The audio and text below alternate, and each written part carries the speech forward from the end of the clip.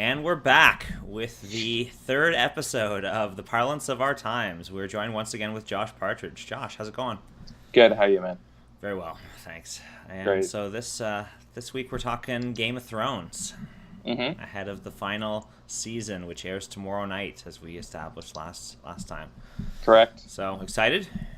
Yeah. I mean, I'm gonna probably be watching it at my in-laws, which tempers the excitement a little bit. But yeah, Yeah. excited. Right. You? Yeah, pretty excited. I've kind of let it slip by just because it's been so long since the last season. I don't know. I hasn't felt like the hype has been building, but we've still got a day, so I'm gonna try and watch some Game of Thrones to kind of catch up a little bit before tomorrow night's episode. I've still got to upgrade my Crave subscription to make sure I get Okay. access to the new episodes. But yeah, Sorry. So, how does that work? Do you not have to have a television service provider in order to upgrade to the higher Crave? Or well, I'm on Bell 5, which comes with their kind of internet package, which includes their internet live television. So it's basically, okay. yeah, their TV on the internet, and that includes Crave, Okay. but you have to upgrade to Crave The Plus, which movie includes, package. yeah, the movie Yeah. package and the HBO stuff. So Gotcha. yeah, which will also get me the third season of True Detective, which I haven't seen, which I've heard is better than the second, but not quite as good as the first. It's also what I've heard. Yeah. Well, we'll see. I'll let you know. All right. I've got two reviews kind of in the can that I'm waiting to just record. One is that Julia Roberts TV series. I don't know if you heard anything about it. I haven't. It's on Amazon. Prime. Yeah. Yeah. So that's called Homecoming. And spoiler, probably should have been a movie. Just in terms of it's a 5-hour, 10-episode, half an hour each drama series. And Okay. I feel like they probably could have cut a good half of the content. Like a lot of it just felt drawn out. Awesome acting, Okay. but yeah, Who other than Ms. Roberts? yeah. And then Who else is in it other than Julia Roberts? Sissy Spacek, Shea Wiggum, who plays the brother Yeah, I of, yeah, you know who he is. Yeah. Um, He's from the Steve Buscemi show, yes, Boardwalk Empire. Boardwalk Empire. Yes, he plays Buscemi's brother. Yeah. And there's a few others. So, what's his name from Girls has a pretty major part in it. Alec Karpovsky. Yes, exactly. Mhm. As well as Lip from Shameless US has a fairly big supporting role. Okay. The other one was the Fred Armisen. What's her name? I can't remember her name. I always forget her name. Maya Rudolph. Fred Okay, Armisen, yeah. Maya Rudolph. It's called Forever. Okay. I don't want to spoil anything on the series, but it's pretty good. It probably could have been a movie, but I feel like if they continue it as a TV series, it has potential. Let's say Is it a drama, comedy, dramedy? dramedy, I would say. It's not Gotcha. that funny, but yeah, it's interesting. It's kind of set in the afterlife for the most part, so it has Very hot right now. a little bit in common with The Good Place. Yeah. Yeah. It's very hot right now. Yeah. Have you seen any of it? No, I haven't, but I just know that the afterlife genre is really hot right now. I just think it's funny when we had shows like Dead Like Me. I thought we did this already. Didn't sort like me. of. I couldn't get more than a couple episodes into that show. Well, that's fine. It's just, I mean, it was a fairly well produced concept of these, like, that's similar to these shows. I'm whatever. I mean, there's tons of room in the viewing landscape for whatever you want to try. I think it allows these afterlife-based TV shows allows for some kind of philosophical exploration of the meaning of life. Like The Good Place tries to do that. They try Mhm. and bring a bunch of different kinds of philosophy in terms of like what does it mean to be a good person, and so there's some interesting meditations on that kind of. You can talk about these themes a little bit more abstractly after you've passed, so to speak. I think so. And plus, Okay. you've got the whole kind of metaphysical realms of, heaven and hell in that show, like the good place and the bad place, as it's referred to. Yeah. Gotcha. That's good place and bad place. On the Game of Thrones, there's no mention of any heaven or hell, I don't think. Is there? In any of the major religions, it's kind of just your worm food. What is dead may not die? What else do we have? Yeah. That's explored a little bit better in the books, but it essentially means they drown you, you literally die, and then they resuscitate you. And yes, what is dead may never die. Yeah, it's still a kind of a play on eternal life or whatever. Yeah, in the books, definitely more, and I haven't read all the books, but definitely more. Yeah, so yeah, that's true. So I shouldn't be held more responsible for finishing than George R.R. himself, right? No. How far did you get into the books? 2.5 books, I think. 2.5. You lost steam at middle of Storm of Swords. You were just like, enough. I think it just petered out because I don't know. Maybe there was a gap in the show, or the show would come back, or I don't know. I guess I had read enough spoilers and stuff at that point because I'd been doing the Crusader Kings mod and stuff like that. So I don't know. I'd become pretty familiar with the plot at that point. Right. So yeah, I read up until A Feast for Crows. I finished A Feast for Crows. I have not read A Dance with Dragons, and then no one's read the final 2. Plus, if they ever see the light of day at this point, And I'm assuming the guy has enough money to never have to do anything ever again.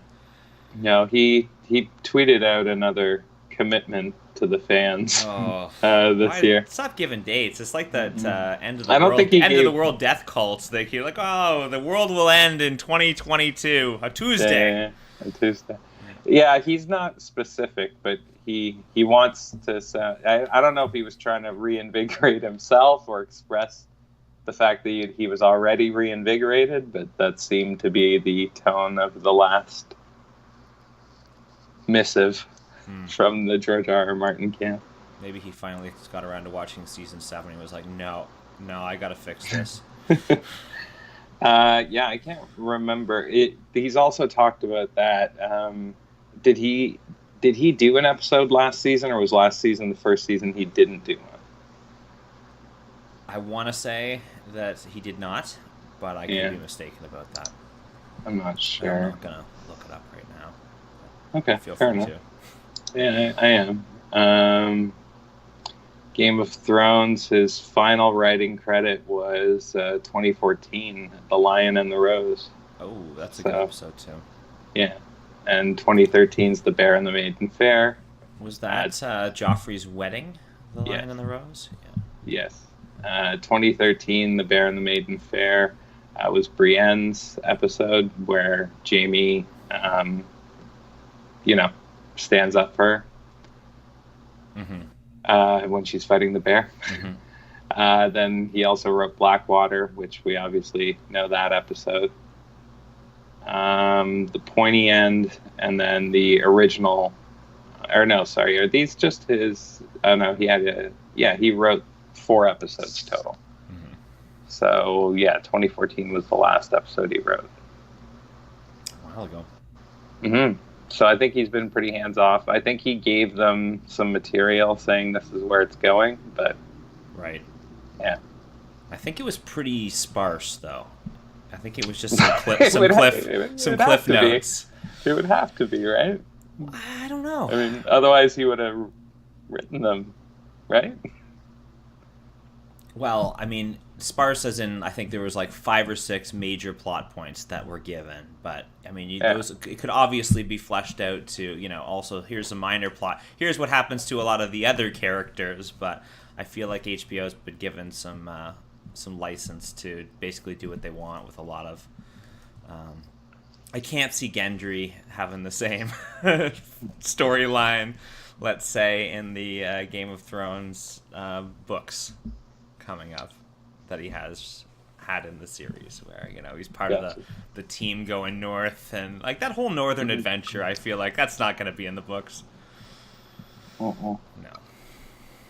Well, they'd have to be long books because the books are much more faithful to the concept of how long it takes to get somewhere in this world, right? Right. Well, yes. So the further they veer off page, I feel the worse the writing has gotten over time with the series in general.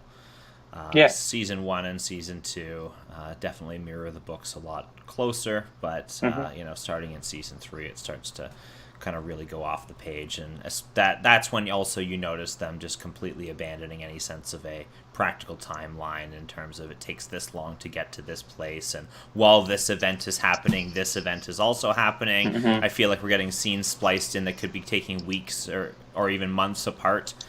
Sure. And there's no real acknowledgement, like 3 months later or 2 weeks later, or this happened last week, and meanwhile back at the castle. Yeah, I think you can get away with it if you pace your work properly, but it's obviously very difficult to do. And they have wanted to veer more towards action, and I can't blame them necessarily, because it's kind of like even Breaking Bad had this sort of feel to me as well, where it was much lower key and almost intimate, you want to say, in how long they spent with the characters, and then at a certain point, everybody just wanted to see the mayhem, so it sort of sped towards the end and dropped off some of its I don't know, I guess writerly aspects. I watched an amazing review of that show that argued that the show should have ended at the episode Osmodeus, where Hank dies. Oh, for sure, absolutely. And it would have just been like just a classic kind of Shakespearean tragedy, almost, in the sense of we wouldn't have had the troubling 5th season, which I don't know if it added much to the overall narrative arc of Walter or Jesse. Sorry, I thought we only had 2 more episodes after that one. No. That's the third last episode, is it not? I don't think so. The episode that Hank dies, I'm pretty sure. It is season 5, episode 14. Really? Yeah. Huh. And the season ended in episode 16 with Granite State and Felina. So, yeah. So that whole episode up north... Mm-hmm. Is all one episode? Huh. Yeah. How the memory deceives when it's been because they had been teasing it the whole first half of the season. Typically with the openings scene, we would get some flash to Walt in a different life, right? And then I got the feeling that in the second part of the season, they were just leaving it way too long, and it ended up we only got 1 episode of Walt relocating to New Hampshire. So and then he comes back. Yeah, I think it was a bit of a lost opportunity there in the way that they split the season up as well. But, interesting. But you can't say anything bad about Breaking Bad, especially on the internet. And it's not even bad. It's just criticism. That's it. Right. So, how do you think this is going to wrap up? Predictions? Game of Thrones? Yeah. On TV? Yes.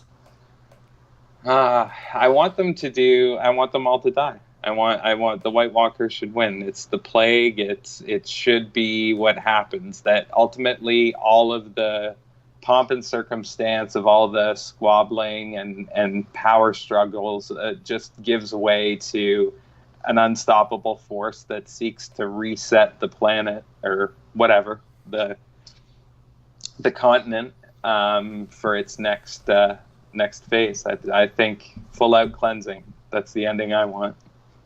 Is it going to happen? I don't know. Probably not.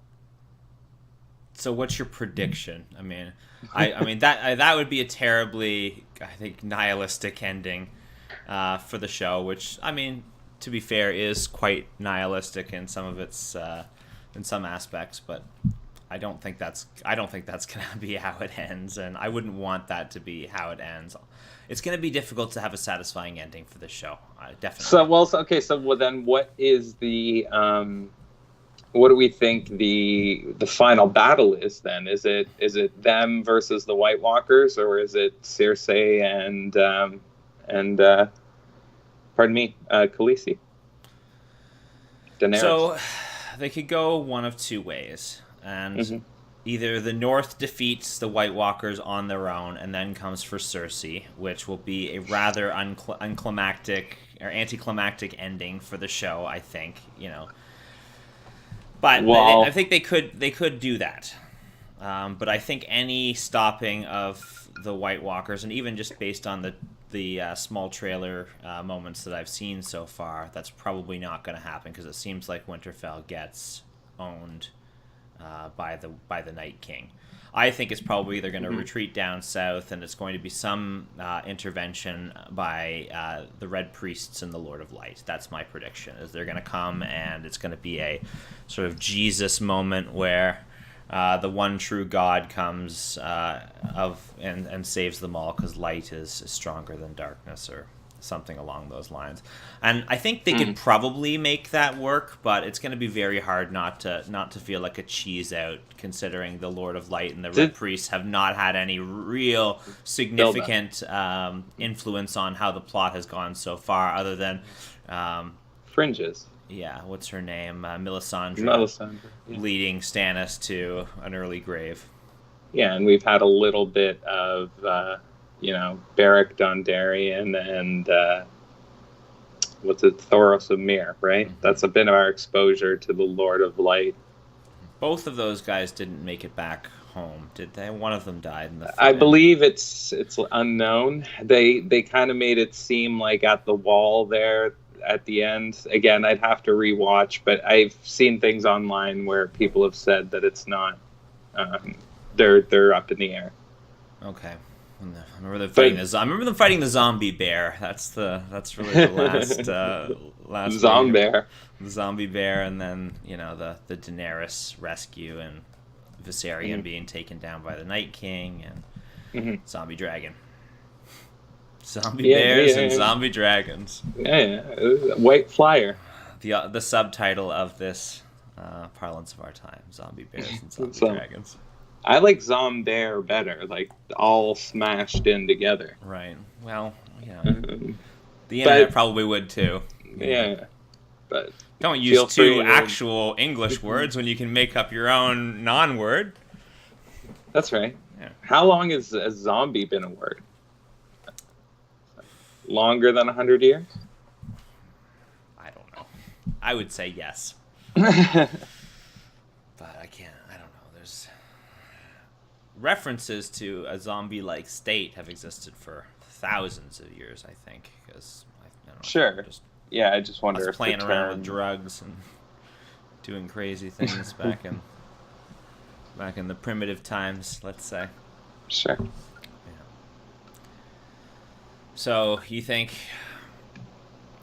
So that's the ending I want. So I guess the ending I think is going to be a happy Jon Snow Daenerys ending. I guess would be fan service for the TV show fans.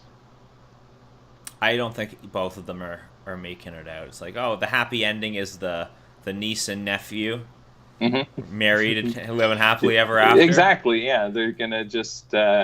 Gonna pull a board to death on us and have the half brother and half sister just link except arms they're gonna be the ones who boldly bring that towards normalcy. So they're gonna bring it to the mainstream. No, I don't think so. No? And you wouldn't read that as a happy ending. So I guess the happiest moment they're gonna have was the end of last season then. Because Game of Thrones style, there's no halfway. Right. Something bad has to happen, I would assume. Well, I don't know. It's hard to say. I mean, to me, the end of the show isn't even like I'm looking forward to Clegane Bowl more than I'm looking forward to the actual end of the show. like that. Right. I want You the want to mountain see the mountain and the hound and the squaring hound. off again. Yeah. Yes. Again for the first time. Well, they had a little tussle in the first season once he chops his horse's head off, I think. Yeah, but that was nothing. And that was, Mountain 1.0. Yeah. Yeah. He went through a few more iterations until then. After that. I kind of don't like that it's Zombie Mountain, but I'll live. Right. If that's the best I'm gonna get, then Zombie Mountain it is. So, I was looking and I kind of made a quick list of the best battles and best 1v1 fights from my memory on the show, and so my top 5 best fights I would say would be number 5 would be Jorah Mormont in the pit, where he's fighting with it's in season 5 episode 9, A Dance of Dragons. He's kind of proving himself to Daenerys again in the gladiator pit, and it's just a pretty awesome fight scene overall. He takes out like three guys. You think he's gonna lose, but it's Jorah. Sure. Pulls it through. Sure. Bronn versus Servardus Egan, season 1, episode 6. The fight to save Tyrion from execution the first time. It's a great scene where you see full armored knight versus cutthroat mercenary and rogue. Yeah. Well, and also, I mean, there's build up with tension there, and there's stakes on the fight, and it's also humorous, so it gets a lot. Third, just iconic Ned versus Jaime, the Wolf and the Lion, season 1, episode 5. Yes. The only time you really ever see Ned. Yes. Grown up Ned, anyway. You get to see him fight the Sword of the Morning, which isn't on my list, but is still a great fight scene. It's hard because they haven't built those characters up really. Right. In that flashback fight. But Kingslayer versus that fight's amazing. Lord There's so much tension, and then it's cut short, and I feel like that scene gets overlooked. I was flat out when I was considering we didn't have put something together for this talk. No, and I just kind of thought about it this morning, so I didn't want to message you at the last minute and say, hey, I don't know what you're doing until we talk, but put something together. Yeah, no, I ultimately I was gonna have that in my top 5 scenes flat out, so it wasn't even just fights. Right. Yeah, it's fantastic. And right. I remember the first time I saw it, I was like, I can't wait till the next episode, because that's how the episode ends. Is him getting brother stabbed. Lord Stark, I want him back, as he rides away, and Ned just collapses on the street. And it's so number 2, Brienne and the Hound in The Children, season 4, episode 10. Amazing. Fight scene. Amazing fight. Yeah. It seems to go on forever too, and just there's no quarter given. They're both not afraid to fight dirty. It's encouraged, I think. Yeah. Yeah, and as you wouldn't if you're fighting for your life in that time. Absolutely. As if you're gonna, Yeah, except again, it just with the show's desire to keep fan service going, or maybe this sticks to the books. I'm not certain at this point, but it's just Brienne is not getting her kills. It doesn't make sense. She could have had kills. Yeah, but she could have had the Hound. She could have had Stannis. In the show. Stannis. Yeah, but it's just not clear on the show. You know what I mean? We didn't get her moment of actually killing him, and well, we just see an the actual sword fight coming down. I know. It's just, I'm telling you. You felt cheated? And then, well, just because she's built up so much and she deserves to conquer over these opponents when she does, it's believable. And then we have her in the final season getting, totally animated by Arya. By Arya, and it sucks. We didn't get Brienne's full power moments, and she's already having to put Arya over. It's it's a bit disingenuous too. Is when she asked to be tutored, she just schooled you in a fight 3 times in a row, and now you're asking for to basically for her to squire you in the realm of comics. Like, you seem to know already how to take it somebody like Brienne, so Yeah. I don't really understand the motivation behind her asking other than, like, fan service. I guess I don't know any fans that were wanting to see that, because most people are very critical of what they've done there. All right, and your top fight scene? Oberon versus the Mountain. Okay, yeah, I was gonna say. Yeah, season 4, episode 8, the Viper and the Mountain. Yeah, see, to me, it's solid all the way to the end of season 4.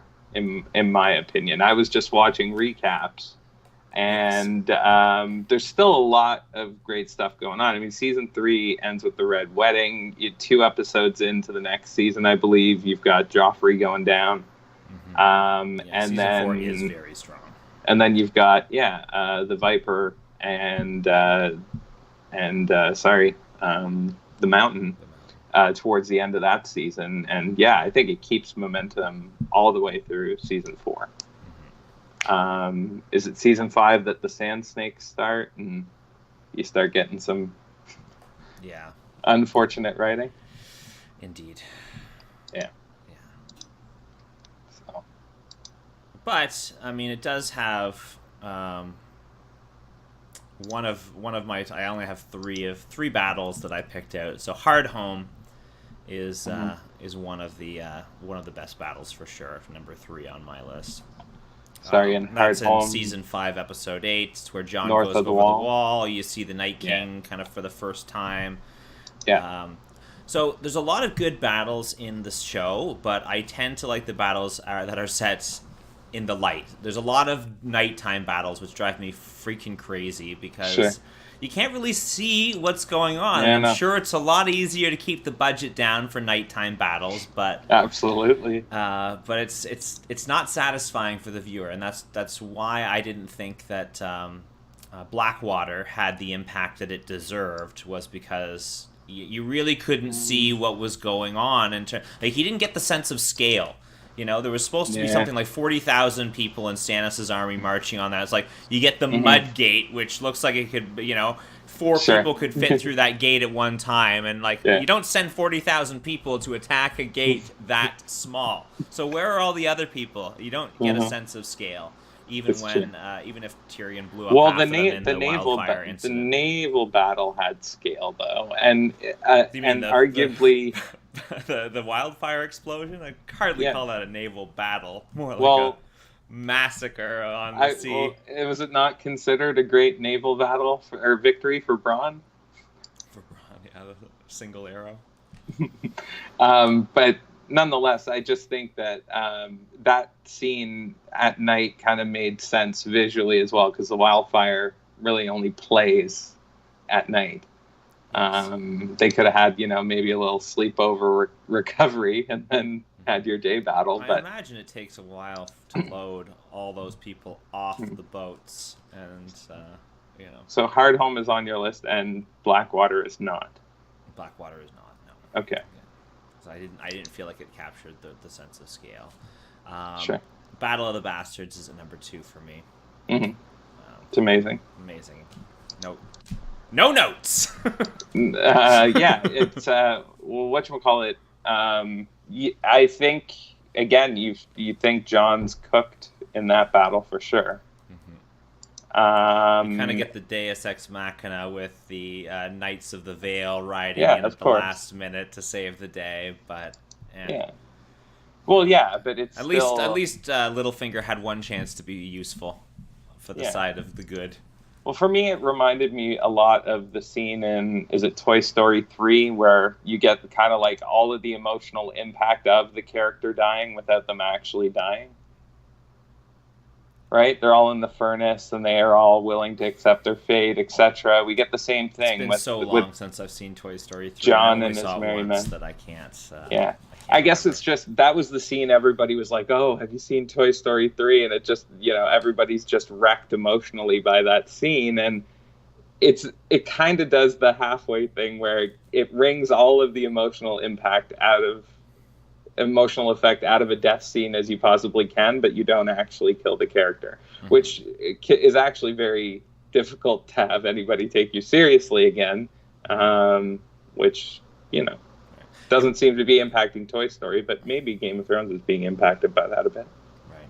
It was a bit absurd how high those bodies got stacked up. Like, no way could naturally during the course of a battle could bodies be stacked 20 feet high to cut off the potential escape of... and yeah, that whole strategy is just a little bit ludicrous, but overall just very well done. Like, a daytime battle. Thank scale. you. They had scale. They had scale. Yes, yeah. that was their vertical biggest achievement up till my number one, which was the Spoils of War season 7 episode 4, the Dothraki attacking the Lannister army and Daenerys riding in with the dragon and cooking. Yeah, it's the first time we saw the dragon greater than Lannister army. Yes. And also, Jaime is at risk throughout that battle, I believe. And Bronn as well, right? Right. And there is still a bit of sense of tension because you think they might be able to get it with the ballista, right? So, again, it doesn't seem completely hopeless until it is. Right. And you've got Tyrion on the sideline kind of watching as his brother, makes the stupid heroic gesture. Calling him an idiot. Yeah, it's good. Those are all really good battles, and more of them are towards the later seasons because that is one area that they've done phenomenally. Like, I mean, some of the strengths of this show beyond, writing quality and stuff like that, which was all nice, was like the tremendous locations that they shoot on, their set design, and just the way that they've been, like, the budget they've been able to throw at these big battles has been fairly convincing. Certainly more convincing than previous TV shows. I would say some of the cinematography has also stepped up as well. I mean, the acting has always been consistently good, but that whole scene leading up to the Sept of Baelor being blown up by Cersei with the music and how everything kind of comes together in that 10 minutes during the intro is just phenomenal. Yeah. I think that's the final episode of season 6. I'm not 100% certain about that, but... It feels like that, because, season 5 and 6, I feel, were, like, bogged down by... I have a list of what they call the 48 major characters that are in the TV show. And just the 48 major? Yeah, well, I guess so. There's some that are missing, for sure. But yeah, like season 5 and 6 were just terribly bogged down by High Sparrow. And it was a storyline that drove me nuts. I just did not want to watch that storyline for 2 seasons. Really? I thought he did quite a good job. I mean, he does. It's just so much scenery chewing. Like, perhaps it's because you didn't read A Feast for Crows, where he is featured heavily. Sure. So I thought, based on the books, like, they did an accurate and honest representation, I felt, of him. And I thought that though the actor who plays him is phenomenal as well. His name is escaping me right now, but Jonathan Pryce. Right, Jonathan Pryce. He's phenomenal. Yes, I agree. It just led to this stasis of season 5 and 6, in my opinion, where that was the whole story that was going on at King's Landing. And and ultimately it was for what? Just to put another feather in Cersei's cap, right? I mean, she paid a price, obviously, but it's not like she hasn't paid before and won't pay again. Right. So the ending, I haven't read Dance of Dragons, but I don't know the ending of the High Sparrow in the books. Gotcha. So I don't think the Sept of Baelor was blown up in the books, as far as I know. Gotcha. I mean, I don't know if they wrapped. You can only go to Wildfire once, right? You can't keep going to the Wildfire Well, can you? Well, it was like 4 seasons later that they went back to the Wildfire Well, and there's always been allusions that the the city was basically lined with wildfire due to the Mad King wanting to blow up the entire city if he was ever removed from power. I just mean, I guess, as like as a writing device to have this mega weapon, if you will. Like it ended one battle completely, and then it completely obliterated another target. Like technologically, wildfire is way ahead of everything else going on in that universe, other than like the dragons. Yeah, which haven't been at King's Landing, but it's just like, if they've been used for some decisive victory though, against the pirate fleet, and then against the Lannister army in the last season. They've been used a few times. What's that? The dragons to save the day. For sure. I think it's just that, it as a writer, I think ultimately I wouldn't be surprised if Martin goes another direction than blowing up the Sept of Baelor with wildfire, simply because, like, how long can they use the nukes or keep going with it? Like, they're the equivalent of a nuclear. It's a far less interesting way in a novel too, right? Yeah. Like, just boom. Yeah, like it's much more of a visual treat than something you want to read about in a novel. Like, it's hard to add the tension that the it's also cinematography a completely did. Impersonal way of killing, whereas like Cersei has like relished in very personal ways of torturing people, right? Right. She's kind of lucky that the shame lady wasn't at the Sept of Baelor. She got her, she got somebody to gloat over at the end. Mm-hmm. She did. She's not dying quickly. Cersei? No, the shame lady. She's like, oh, I'm ready to meet my makers. Like, what? Today? Now? No. Many years from now. Yeah. Cersei. And when you thought she might be softening a bit, she just doubles down, right? At the end of last season. Mm-hmm. So there's no change. There's no change in the stripes on her.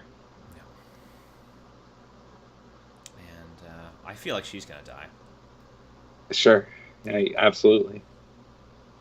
Because that's gonna be a big. Unless they want to go against winning their own moment. Prophecy, with the witch telling her she's gonna have 3 children, that she'll outlive them all when she's pregnant with a 4th child. So that child isn't making it out of the womb, because otherwise that would kind of make the whole prophecy of the witch null and void.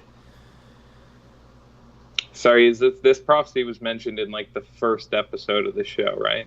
No, it was, I want to say season 3. It was after Marjorie becomes engaged with Joffrey, because it sets up the tension between you'll be replaced by somebody younger and more beautiful, and it's we think it's, as the viewer, kind of know it's going to be or think it's going to be Daenerys, but Cersei sees Marjorie, and Gotcha. And actually I think it might be Tommen. I don't know. Maybe it's. So I think it'll probably be the start of season 4 that actually happened. Because Tommen doesn't take over until after Joffrey. Two Joffrey or dies. 3 episodes. Yeah, dies in the 2nd or 3rd episode of season 4. So I think it's the very first scene of season 4 that happens, where she goes to young Cersei goes into the woods and meets the witch, and demands to know her future. Mm-hmm. I thought she was. I can't remember how they do it in the show, though. Does she tell somebody about it? I feel like she tells this story to someone. Mm-hmm. But the people she talks. She tells Jamie after Marcella dies, I think. Gotcha.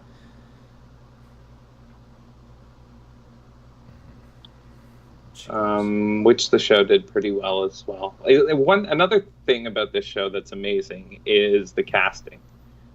There haven't been a ton of huge names on this show prior. People you recognize and you've seen in things, but no big stars, unless you consider Sean Bean a big star. Yeah. But just how everybody fits, the only people we've complained about slightly with some knowledge of the books is when they had the mountain being played by the beanpole who rides. Other than that, season 2, yeah. Other than that, the casting on this show has been phenomenal. Mm-hmm. Oh, I think Charles Dance gets probably the best introduction. Apparently, he learned to field dress an actual deer for that scene, his introductory scene. So that in itself is amazing. Yeah. He has a great intro, and he's not there the whole first season, right?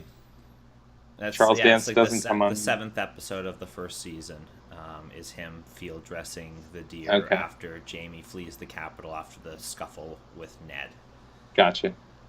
And it was weird, like how they could bring in. It seemed like every season they were bringing in great actors for specific parts and slowly bringing new people in. Mm-hmm. And of course, everyone's a little bit better looking than they're described as being in the books, but I don't think anyone's complaining about that. Not too much. I mean, I don't know. Everybody's like Brienne was supposed to be a very unattractive woman. Oh, sure. Yeah. And she's not. No. Gwendolyn Christie.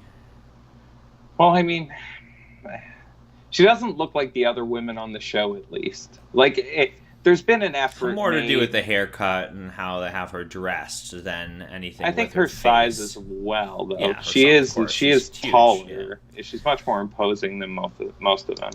And I think they've made her be very, very pale, whereas there's other fair-skinned characters in the show, but they're still, I don't know, made up a bit more than her.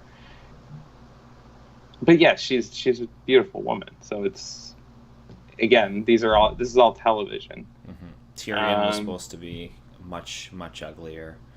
Than he actually is. Anne was far more disfigured during the fight. The fight, yes. He lost his entire nose, I think, in the novels. Yes. But in the novels, he's also, highly virile. I mean, like, all those relationships happen within that world, so. Yeah, he's still a little horn dog. Mm-hmm. And at the end of the day, the portrayal is so good. Like, what you want, we just have to ugly up, what's his name? Peter Dinklage. Like, the performance is so good. Why bother uglying him up just for the sake of it? Mm-hmm. Yeah, he gets a scar. Yeah. Probably. But I mean, like, make up for every time. Say they wanted Dinklage to play Tyrion, right? And you've got the option before the show even starts. Like, we can do a bunch of makeup on him to make him uglier. It's kind of like, what's the point? Why make him fight through uglier makeup? You know what I mean? Mm-hmm. Ultimately, I think the point gets across still that it's really just what the mainstream at the time seems to think of their appearance. And I think it's sold well enough on the show. A little off topic, but did you see the Pakistani waiter that they found that looks exactly like him? No. Like, could be his twin. Just some Peter Dinklage? Yeah, some random waiter in Pakistan. Do a quick Google search, and it's quite ridiculous. They say everybody has a twin. This is Peter Dinklage's twin.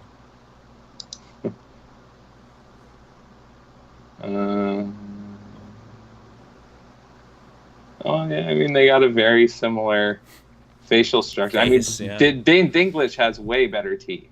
Well, yes. I mean, they're not even his own. Every actor's got veneers at this point. Right. Well, they slap some veneers on this guy. We'll see.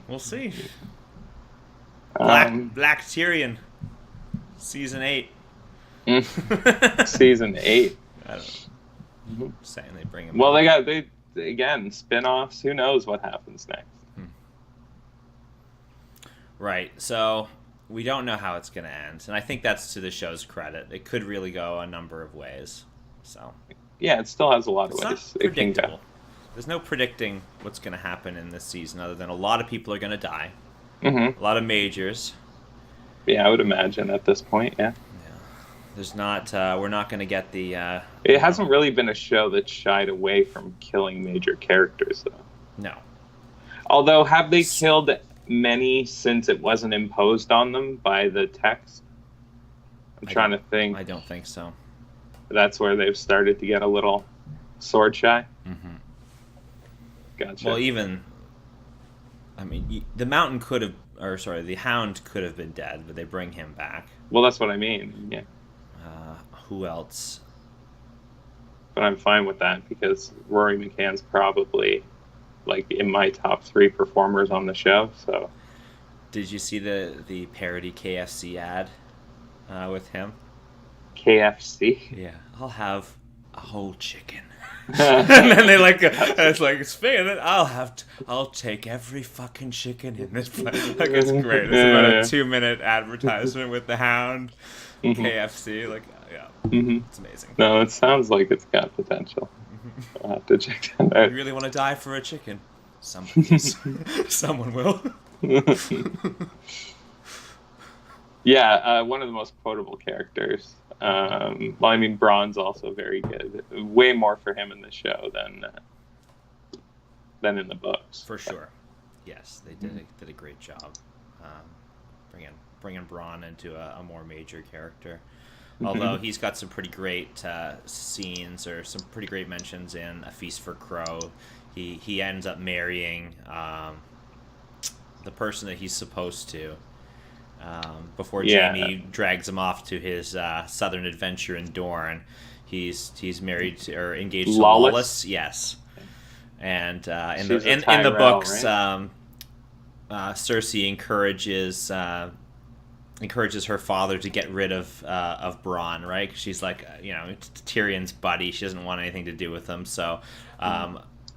Of course, the moron decides to challenge Bronn to a duel as opposed to just doing something nefarious to get away with them.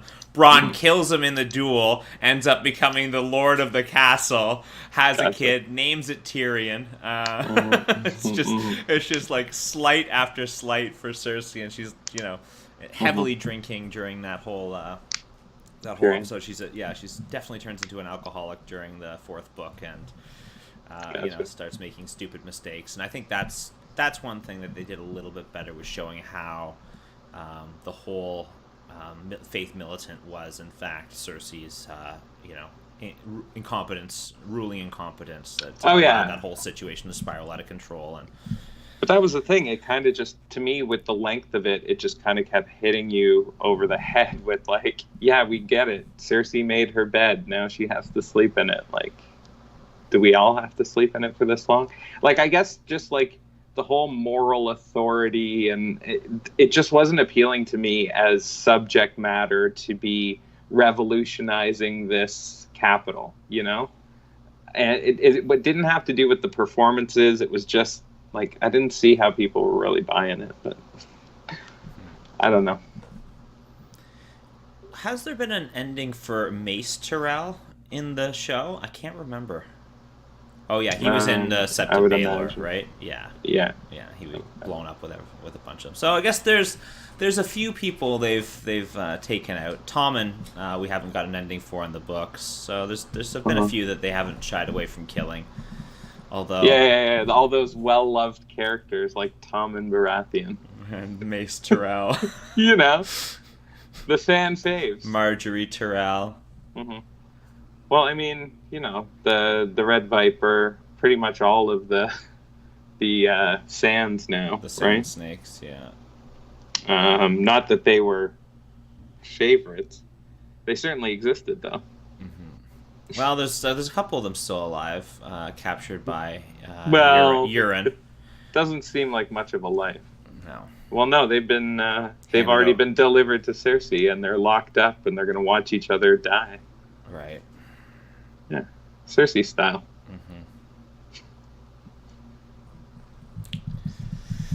So, spin-offs, have they confirmed anything going? I know that they're piloting a bunch of stuff, but I don't know if they've greenlit something for a full season, or maybe that will be announced after the end of this season.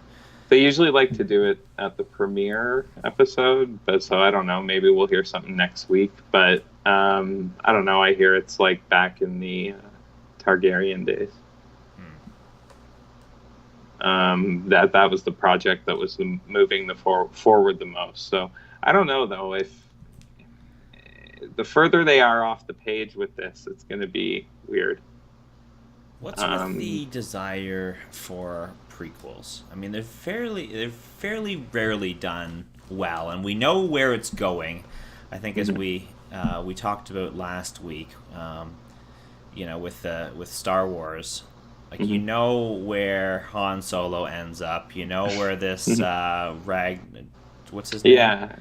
The TV show that they've announced. Yeah, I can't even remember his name. I want to say Ragnar. No, maybe not. No, I think you're thinking of like Dash Rendar from the old video game. Maybe, but Shadows of the Empire. Yeah. That would have been a great show or sure. Series of movies to watch. You could make a trilogy out of that, but you can't get to have that because all that Timothy stuff doesn't Zahn, exist anymore. Timothy Zahn, his trilogy was also not well canon. Done. Not canon. Can we talk a bit about this? The trailer? Yeah. Sure. Take a detour. Talk about the trailer. Lando, I was happy to see. That was one moment. But I knew he was in the movie. You knew he was cast in the movie, right? No, I didn't actually. Okay. I was All right. surprised. So, seeing him with Chewie was good. Sure.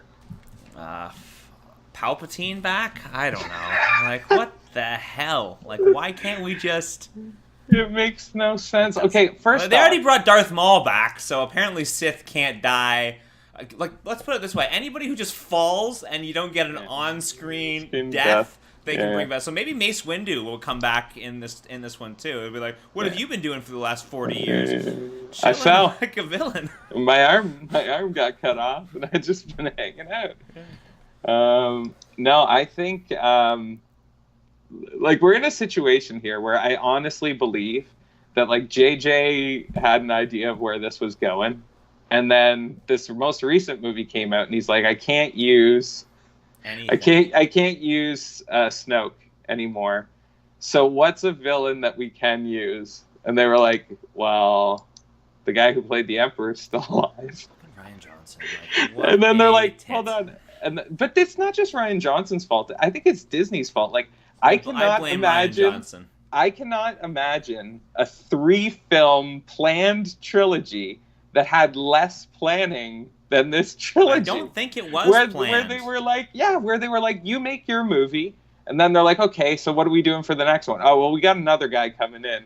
Okay, so who's the person who's overseeing like all 3 of the films so that like it somebody works who together? hates Star Wars or doesn't care at all about Star Wars. Like, but there is I know it's no Kathleen buddy. Kennedy who's, but I don't think that she provided much structural oversight into how these would all link together. So again, if there's nobody oversight, like the blame lies with Ryan Johnson. It doesn't really, because ultimately you could still have Ryan Johnson do the next movie, or you could do something that fits more in the way he took it. It's like, I feel like what we're going to get is a movie that, when you do that game in camp where you just do a sentence and then I do a sentence and then the next person does a sentence and you build a story together. Mm-hmm. It's like the person who it gets 3 sentences away from the last sentence they actually liked, and they try and retcon the 2 sentences that came before and like just kind of make people forget that those happened. Because again, this whole idea of the Emperor, it's like, well, Ian McDermott's still alive. I mean, we could use him. It's like, do you think it's a problem that we haven't used him in 7 and 8 at all? And then we're going to have him in 9? No, it should be fine. Like, I think the fans will be fine with it. With Palpatine? Well, but can you imagine the talk that happens behind the scenes where they're like, okay, so we've settled it, seeing as we don't have Snoke, we're going to go with Palpatine. Do you think the fan, like, again... I don't know if he's going to be the central villain, or that was the laugh was a red herring, or if he's just going to... I mean, we heard a lot of Luke as well. Is he a Force Jedi that's just talking to Rey at this point? Again, why even include it, though? It's like... I don't know. At least Luke was in the very end of 7 and all throughout 8. Say what you will, he was there. Like He was there, yeah. there was visual A bastardized text. version of him, Text. some might argue. I would argue. There was visual text that people knew they were seeing Luke Skywalker. At this point, you're asking fans, say there's fans that have only jumped on for this trilogy, right?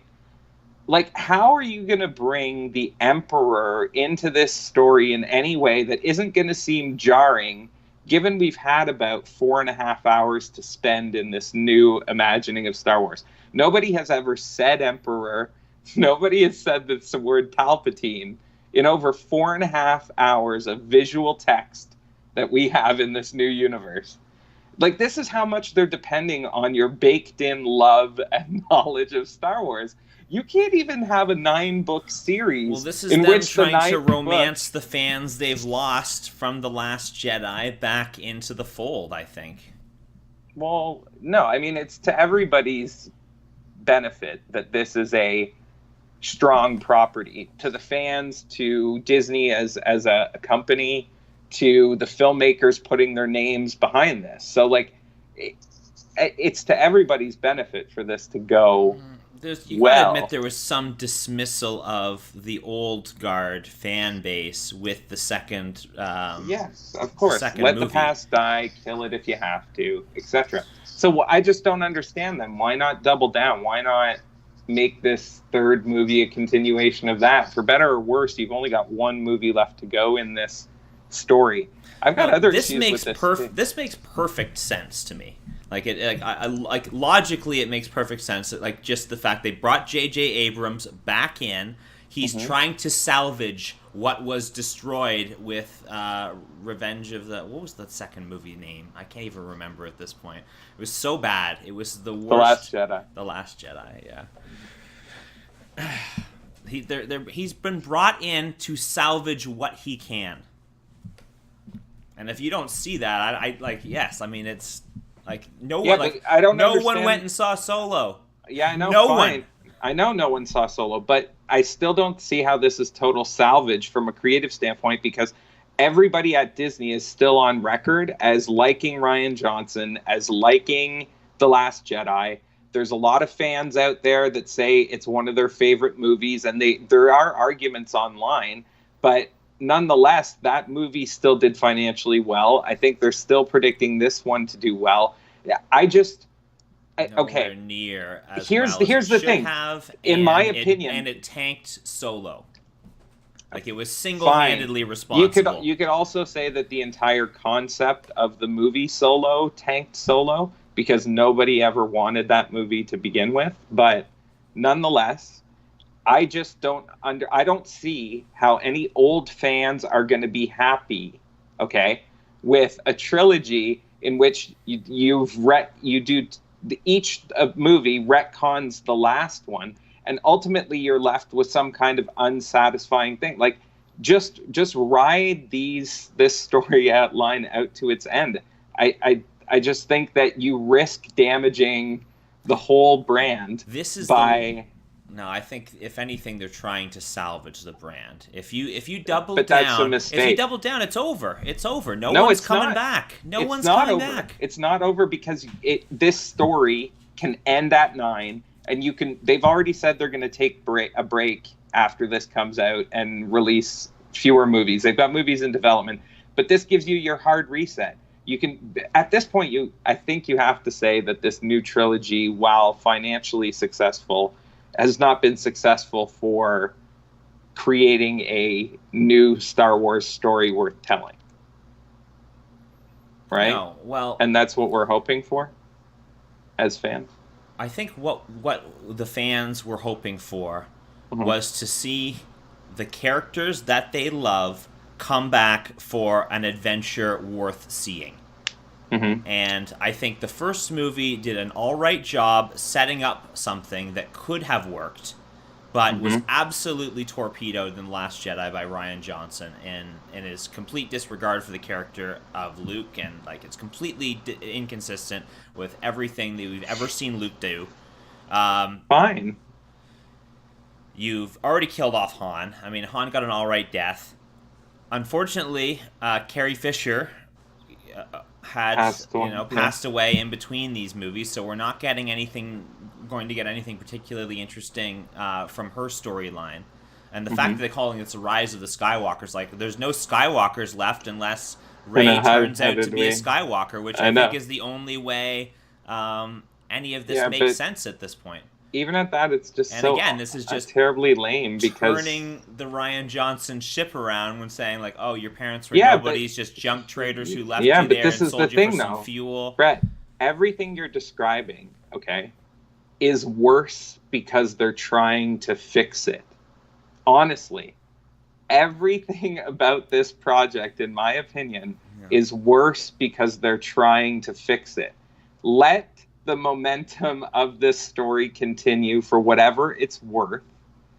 And do you think Rian Johnson had a third movie planned out after he said we're done and clapboard came down on The Last Jedi? No, you think probably he was like, not. Okay, but that's not here's how we wrap this up. Now that I've torpedoed all of the major arcs of the first movie. Sure. But so I just don't understand what coming in and doing it again is going to do. That's all. I would have figured that the thing that they learned was if you completely go in a different direction, the final product suffers. So for better or worse, let's try and get somebody into the headspace that Ryan was in and finish it off as closely as you could think. I'm just insulted. Like, I just don't get it. Like, you're trying to get me into the theaters by saying the Rise of the Skywalkers. Or what is it? Rise of the Skywalker? Rise of the Skywalker, I think, is the name of this. Okay. Yeah. You're trying to get me in the theater to see what that means. Like, flat out, J.J. Abrams talks about this. The whole mystery box is how he makes movies. Like, he wants to make people imagining what's inside the box is ultimately more satisfying than what is in the box itself. And I'm going to be honest, the feeling it did get me. As much as the ridiculousness of the Palpatine laugh at the end, I was like, why? The music, the scenes that were snapped into place like a perfect, like they can make a trailer. Like I was thinking like, am I really not going to see this in the theater? No, I'm going to see it, but you go to a funeral. No, I mean if it was they could have made a trailer that would have made me less excited or solidified my response, but this did it. Tugged at the old heartstrings, so to speak, in terms of my nostalgia for the series. And yeah, fair enough, you didn't get the same reaction. No. But it did for me. Well, fair enough. I just think you're throwing good money after bad here. This project's already broken conceptually. And I don't think I'm going to personally blame either the directors in this scenario, because I feel as though JJ, while he left the door open for possibilities, he certainly didn't do much to build anything where it was like, oh, you have to follow through on that. You have to follow through on that. So that's just my opinion. Some intrigue. I agree with you. He set some things up. But when you say, did he have a next movie planned? I don't think he had a second movie planned either. And that's why he probably had a lot of trouble getting a third movie set up in any way. So I just think the whole thing is broken conceptually from the top. They were like, let's make a Star Wars trilogy because that makes a lot of money, as opposed to let's do a Star Wars trilogy because we have an idea. Let's tell a story worth telling. Yeah, no, that wasn't the reason. Yeah, so when your ethos behind a project is stilted to begin with, I think trying to fix it ultimately is going to make it worse. No, I think you have to try and fix what you can. No. And I just don't think I wish him the best of luck. I don't think it's ultimately going to be satisfying for anyone, old fans or new fans. Okay. So maybe you could say it would have been better just to just to pander to the new crowd. Yes. And let the old people Absolutely. go. Then you get another 400 million global box office like Solo. That's what you get for that. So you want people to Star Wars is successful not only for people seeing the movie, but seeing the movie multiple times. And the only people who see the movie multiple times are fans of Star Wars as a product. I know, but I just don't think you're going to get it here no matter what. So I just think, again... If you bring enough of the old characters back, I mean... There's none to bring back. Lando. Don't care. I saw him in Solo. You didn't see Lando in Solo. Well, I saw what Disney is telling me is canon. You didn't see Lando. Billy D. Williams as Lando. You saw, what's his name? Donald Glover. Donald Glover, yes. Sure, but anyway, I'm not apparently an LGBT, a retconned LGBTQIA plus character. Well, whatever. According to the off-screen, yeah.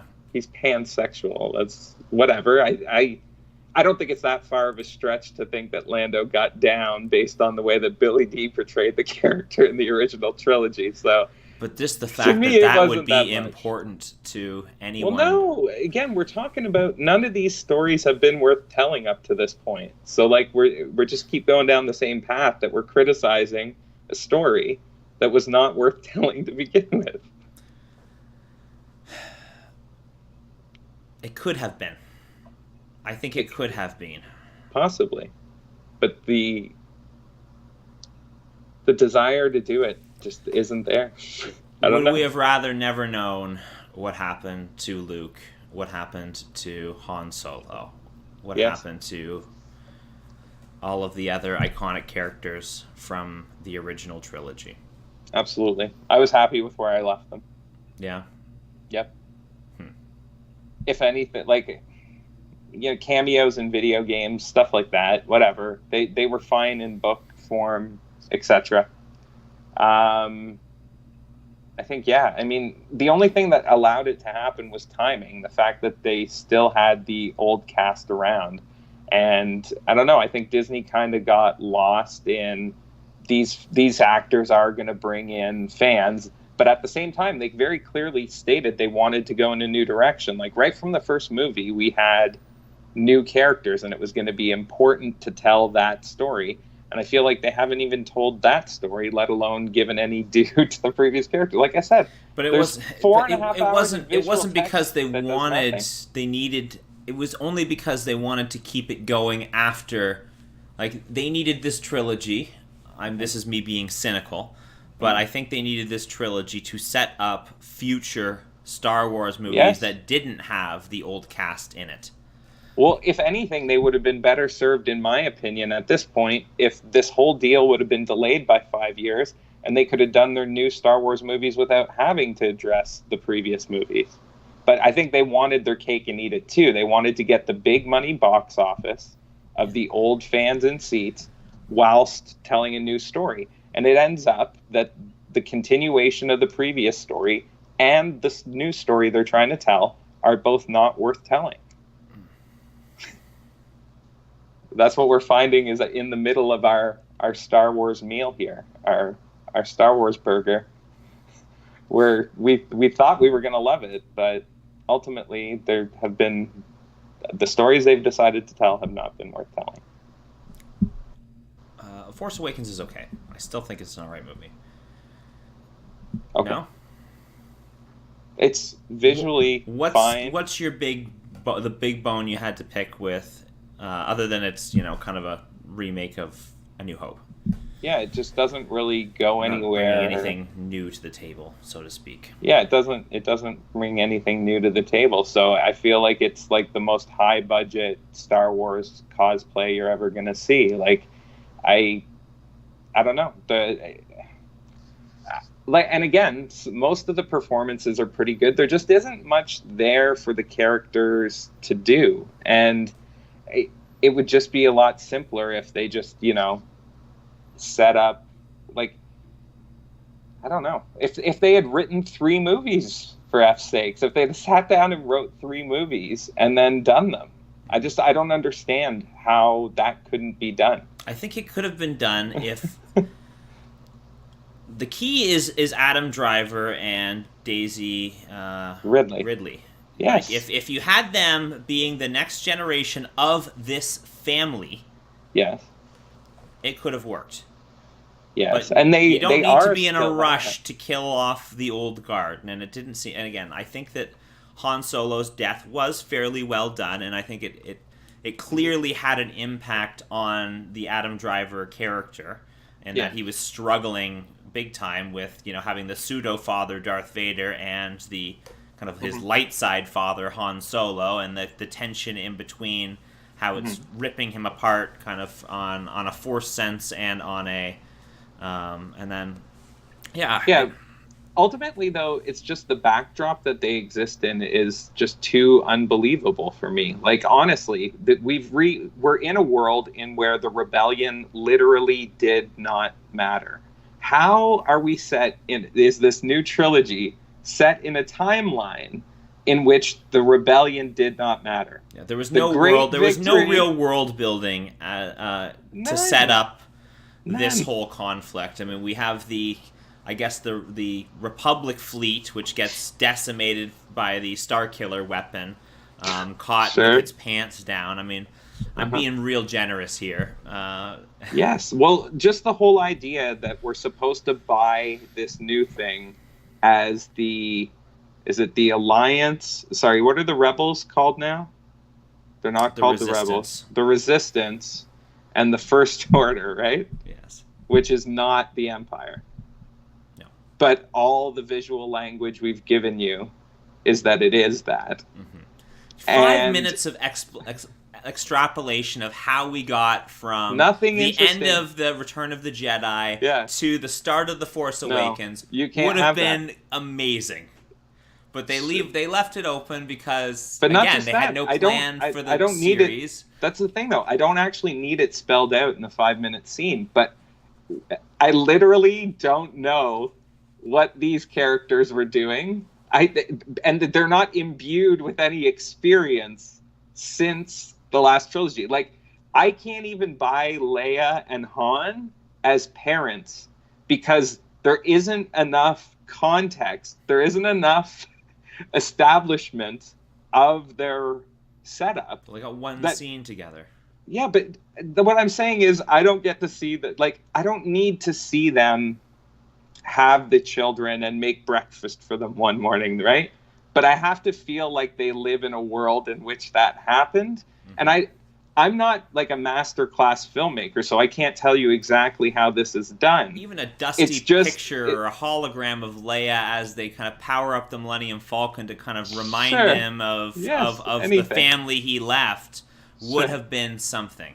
There's just like I can't buy Adam Driver as Ben Solo because he's already Darth Vader Jr.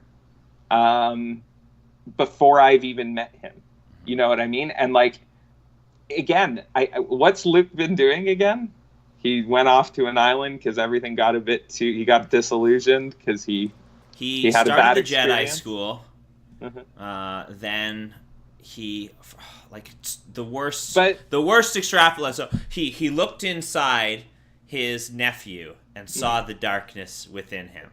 And for a moment, powers up his lightsaber and thinks about killing him. And this is somebody who doesn't even want to physically engage with Darth Vader, who's killed millions because he sees the good in him. So it's complete contradiction of everything that we've seen in the character. But I honestly hold up, though, because you're jumping to movie 2.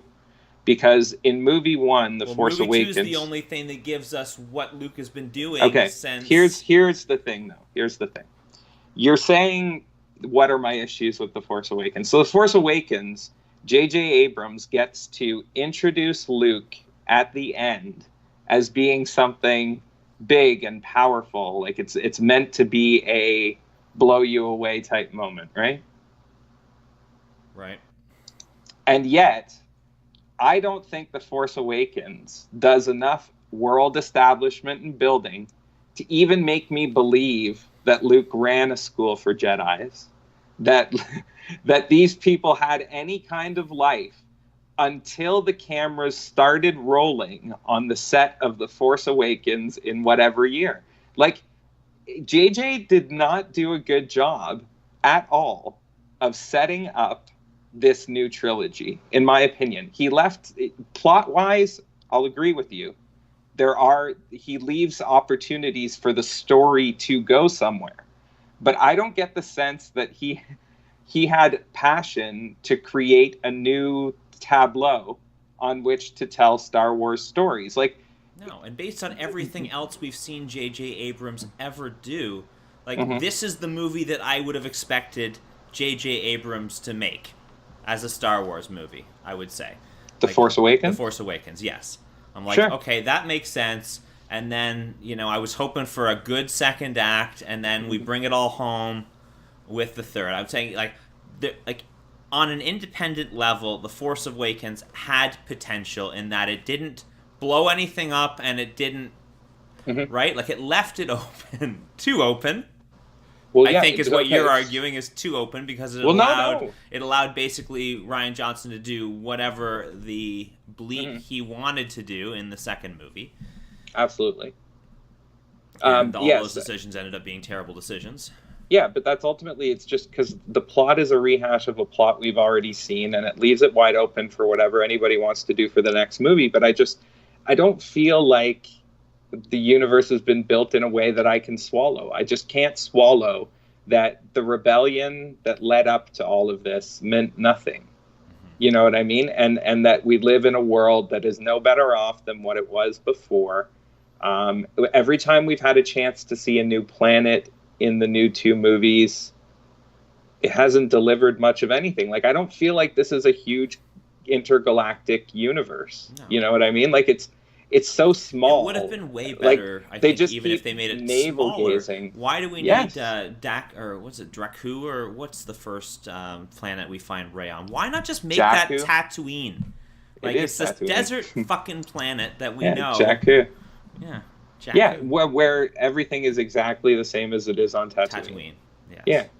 Which, I guess, it would have been interesting to see, okay, it's even true. if you had set it on Tatooine, you could have said, okay, the decline of Mos Eisley, or the flourishing of Mos Eisley as a result of what's happened within the galaxy in the last 20 years. We could do some extrapolation even from the set pieces.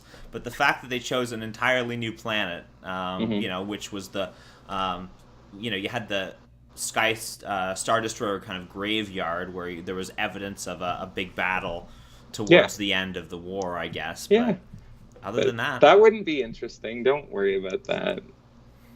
Anyway, that's my issue with Force Awakens. It's that it's painting with all of the Star Wars colors, and it's all done faithfully and lovingly. As a visual medium, it conveys everything you would want to convey in a Star Wars experience, and it has exciting moments and all that. But ultimately, they didn't have a good idea for this trilogy. They had an idea that they wanted to put out Star Wars movies, but other than that, I don't think they had a plan, and the whole thing suffers. Right. Well, I mean... Because, say what you will, George Lucas had plans. Yeah, there's paint-by-number Star Wars. I think, yes, no world building, and what George Lucas is good at is world building, especially in that's the strength of the prequel trilogy, is fleshing out this whole world, the world of the Old Republic, the Rise, how it all happens. I mean, the acting and the writing are not great in those movies, but you can't say anything. Like, there's very few criticisms you can make about how they've set up. They didn't ruin anything. Ultimately, the conflict they set up is slightly more interesting, too, in that it deals with a coup and a rise to power that leads to a rebellion, whereas this new one, they flat out just drop you in the middle of a rebellion situation again.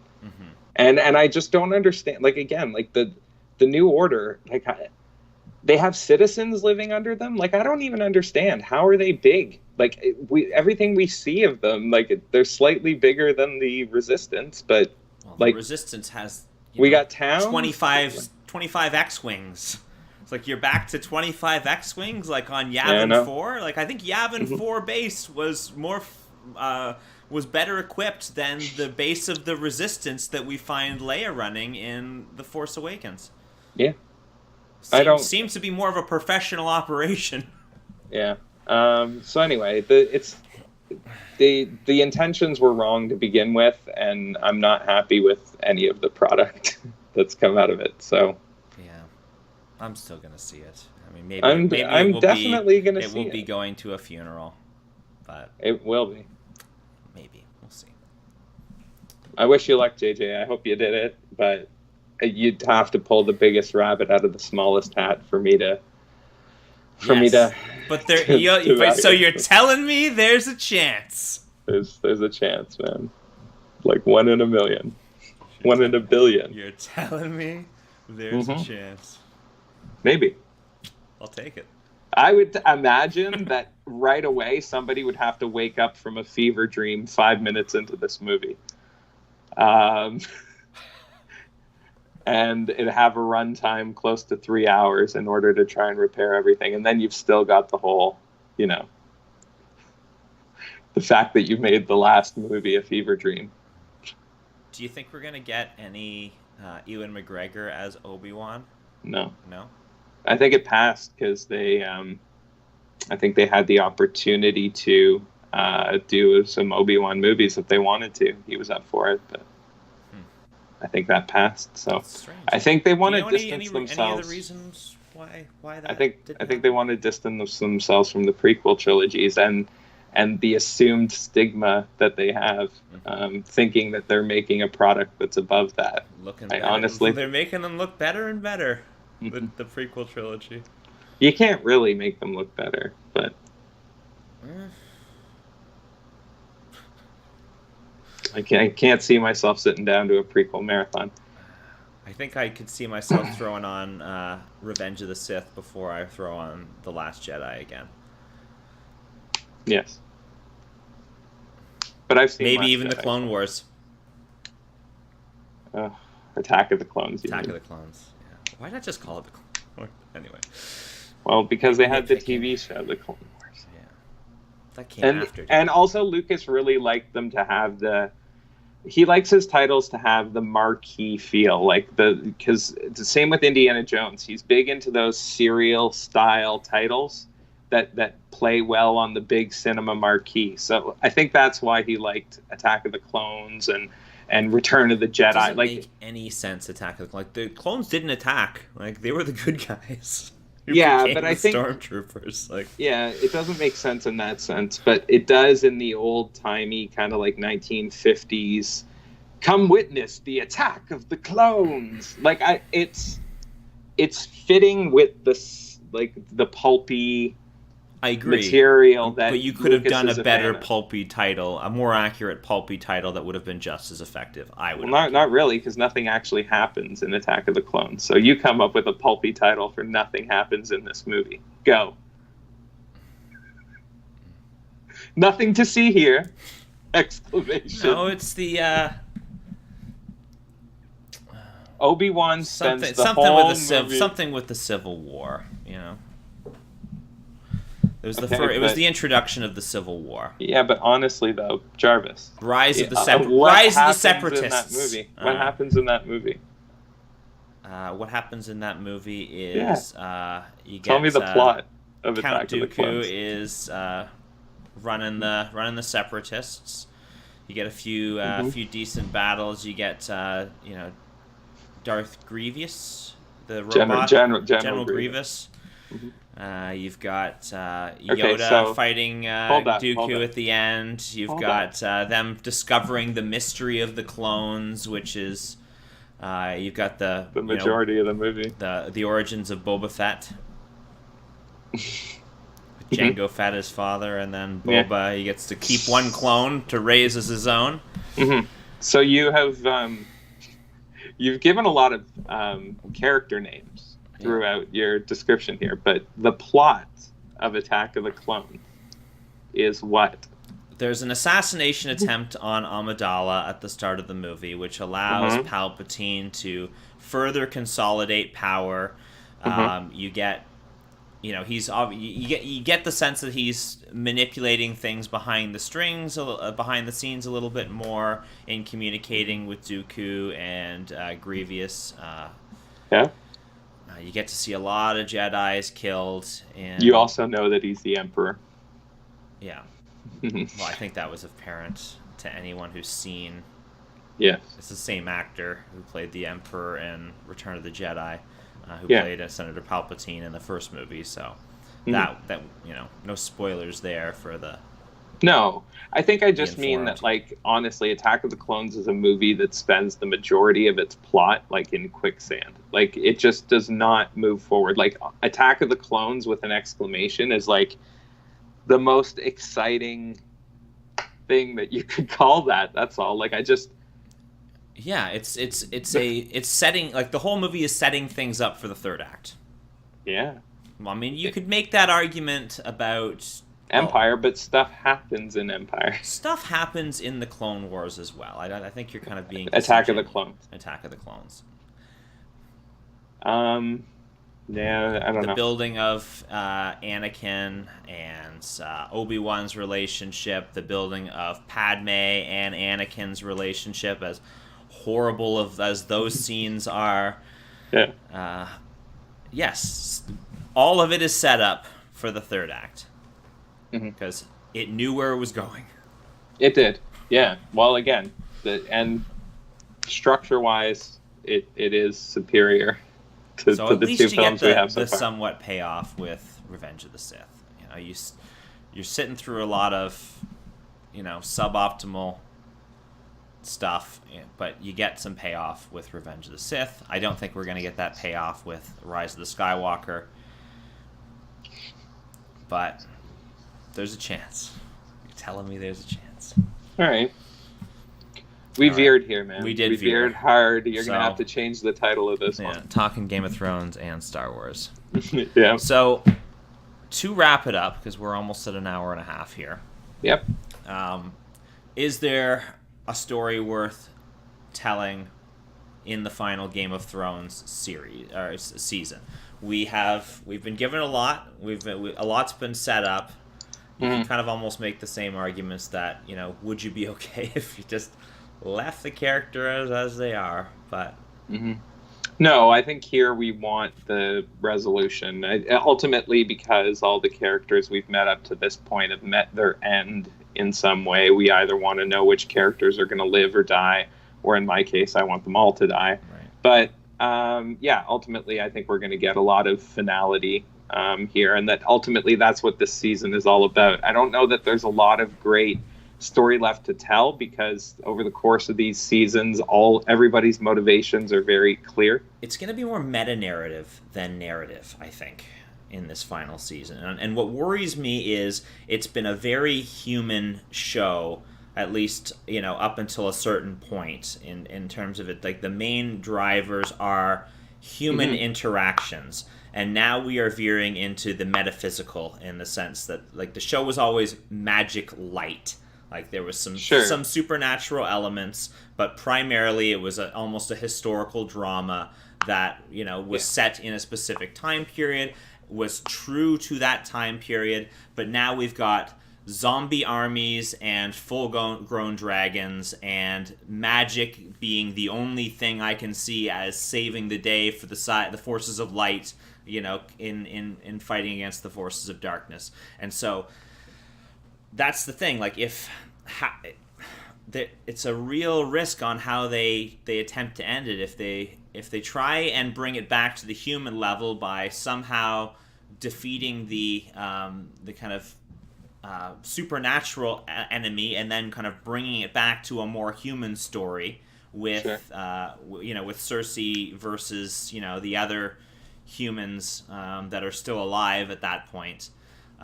You might be able to kind of ground it back in that kind of interesting character story, but I think it's at risk of losing the characters to the plot, as so many shows that run too long do. Like, I think that was, both of our main criticisms with Lost. It started off with such a great character story where, you got these character-centric episodes. You saw the motivations for what the characters were doing on screen tied to elements in their past.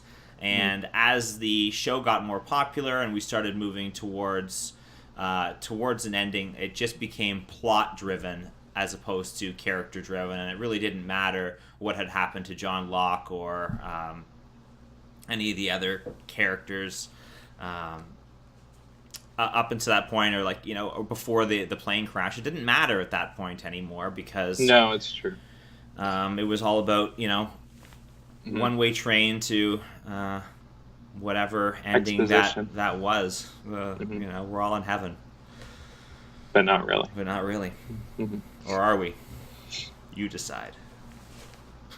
Yeah, I think ultimately because this has mirrored a historical drama so much, though, people definitely want to see the conflict resolved. So I think all of this stuff was in the original material anyway, and I think you see a writer struggling to get there on his own. So, yeah. Well, he said a few times, everyone's dying at the end. He's he's been asked how it ends, and he's like, I see it as everyone. Yeah. A field of corpses. Yeah. Well, again, I think that ultimately the White Walkers are meant to symbolize the plague. They're meant to symbolize something that is bigger than people and that they ignore for far too long. So that's why I think that's the one that works the best for me. Mostly because, you could spin it right into the current narrative, right? Depending on how extreme you think we've treated the planet or whatever, natural disasters that can be more powerful than we are. So, well, here's the thing, though. Mind you, they're supernatural.